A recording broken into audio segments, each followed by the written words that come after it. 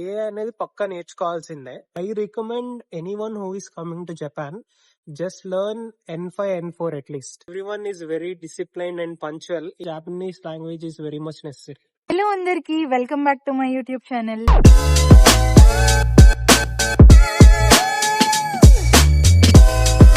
ఈ రోజు మన మధ్యలో పవన్ అని చెప్పేసి ఉన్నారు. హలో. ఈయన 6 months ముందు జపాన్ వచ్చారనమాట. సో తనకి 7+ years ఆఫ్ ఎక్స్పీరియన్స్ ఉంది ఐటీలో.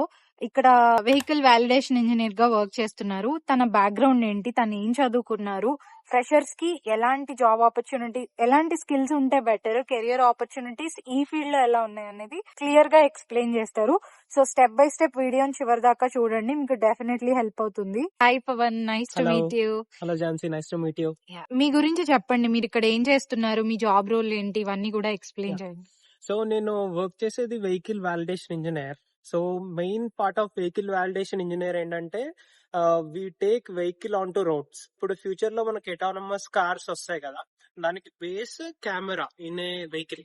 సో ఇప్పుడు ఆ కెమెరా రోడ్డు మీద డిఫరెంట్ ఆబ్జెక్ట్స్ ని ఎలా డిటెక్ట్ చేస్తుంది, ఒక ఆబ్జెక్ట్ ని డిటెక్ట్ చేసిన తర్వాత ఎలా క్లాసిఫై చేస్తుంది, how it is reacting to it.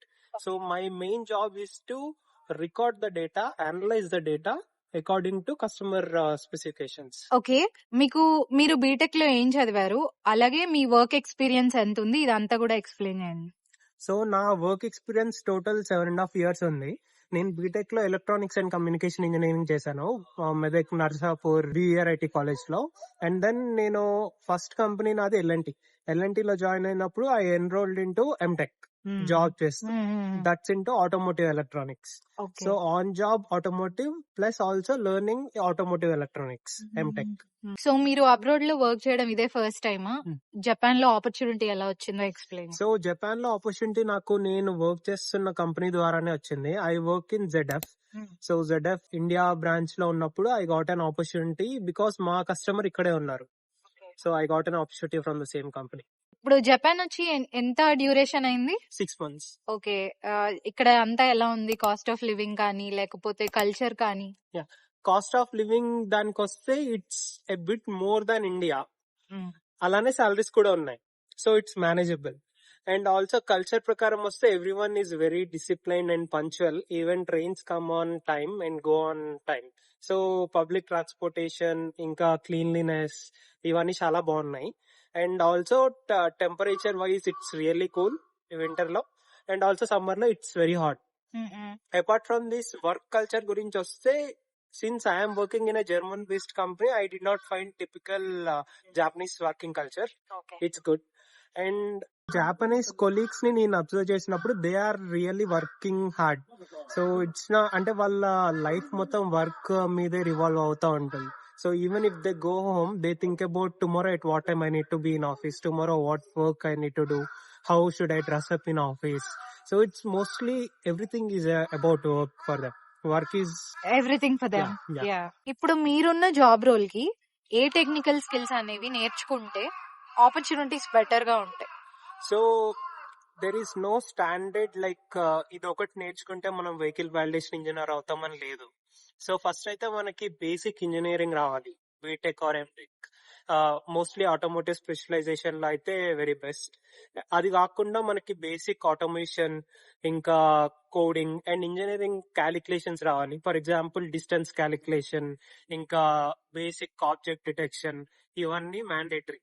ఇవి కాకుండా ఆన్ జాబ్ లో నేర్చుకోవాల్సినవి చాలా ఉంటాయి.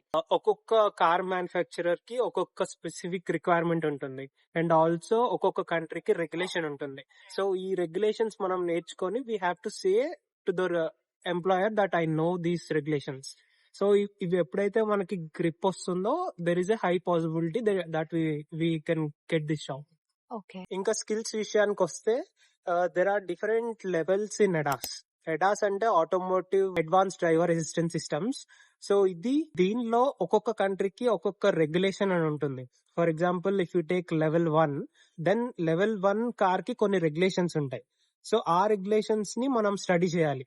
There are lot of sources like Wikipedia, YouTube videos or LinkedIn post. So వీటన్నిటి నుంచి మనం గ్యాదర్ చేసి we have to learn those regulations and how to satisfy those regulations using different AI mechanisms or automation tools or Python, etc. మీరు work చేసే field లో ఏ programming languages లేదా ఏ టూల్స్ రిక్వైర్డ్ ఉంటాయి? సో నేను ఇండియాలో వర్క్ చేసినప్పుడు మోస్ట్లీ సి, ఎంబెడెడ్ సి++ బాగా వాడేవాడిని. ఆల్సో ఆటోసార్ ఆర్కిటెక్చర్ బాగా యూజ్ చేసాం. AUTOSAR architecture is like a automotive architecture, generalised architecture. So ఇప్పుడు నేను మోస్ట్లీ పైథాన్ వాడుతున్నాను ఆటోమేషన్ కి. అండ్ ఆల్సో సిస్టమ్ నాలెడ్జ్ ఉండాలి, కార్స్ ఎలా బిహేవ్ చేస్తాయి, అడాస్ ఫంక్షన్స్ మీద. ఇప్పుడు ఈ కెరియర్ లో పిల్లలు రావాలంటే బీటెక్ లో ఎలాంటి ఫీల్డ్ అంటే డిగ్రీ తీసుకోవాలి, ఎలాంటి branch? So basically basic field వచ్చేసి electronics or mechanical or automotive engineering. ఇవి కాకుండా మనం కంప్యూటర్ సైన్స్ లో సైబర్ సెక్యూరిటీ స్పెషలైజేషన్ చేసి సాఫ్ట్వేర్ వైపు కూడా రావచ్చు ఆటోమోటివ్ లో. ఓకే, సో సిఎస్సి లో సైబర్ సెక్యూరిటీ తీసుకోవచ్చు, లేదంటే ఈసీ లేకపోతే mechanical. Okay, next 5 to 10 years లో ఈ ఫీల్డ్ లో నిలబడాలంటే ఏ స్కిల్స్ నేర్చుకుంటే బెటర్ గా ఉంటుంది? సో మేము ఇప్పటిదాకా చేసింది మాన్యువల్ కోడింగ్ చేసాము and also some coding tools. But మనం ఫ్యూచర్ లో ఏఐ యూస్ చేసుకొని కోడ్ రాస్తాం అండ్ ఏఐ యూస్ చేసుకొని విజువలైజ్ చేస్తాం.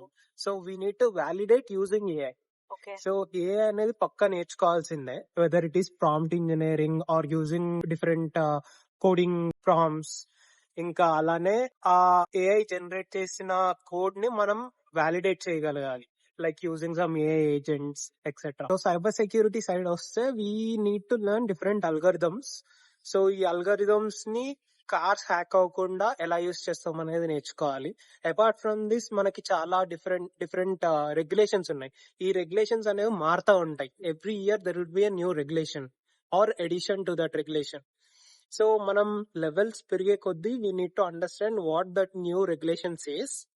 We need to go with different websites, like Euro NCAP website ఉంటుంది, అలాగే ఇండియన్ రెగ్యులేషన్స్ ఉంటాయి. ఇవన్నీ మనం అర్థం చేసుకోగలిగితే it's easy to enter this job.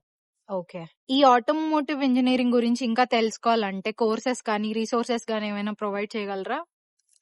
So YouTube లో మనకి బేసిక్ కోర్సెస్ ఉన్నాయి చాలా. లైక్ ఫస్ట్ బేసిక్ తెలియాల్సింది ఎంబెడెడ్ సిస్టమ్స్. ఎంబెడెడ్ సిస్టమ్స్ మీద చాలా కోర్సెస్ ఉన్నాయి యూట్యూబ్ లో. అండ్ ఆల్సో మనకి on road scenario creation tools ఉన్నాయి, కార్ మేకర్ అని, ఇంకా విజువలైజేషన్ టూల్స్ అని. సో ఇవన్నీ మనం నేర్చుకోవాలి. And also scenario creation tools using AI. అంటే ఇప్పుడు రోడ్ మీద ఒక ఆబ్జెక్ట్ ఉంది, ఒక ఫ్రేమ్ ఉంటే దానిలో ఎన్ని ఆబ్జెక్ట్స్ ఉన్నాయి అవి మనం ఐడెంటిఫై చేయొచ్చు, క్లాసిఫై చేయొచ్చు. సో ఇది చేయడానికి మనకి ఏఐ మోడల్స్ ఉన్నాయి. సో ఇది కూడా మనకి యూట్యూబ్ లో అవైలబుల్ గా ఉంది.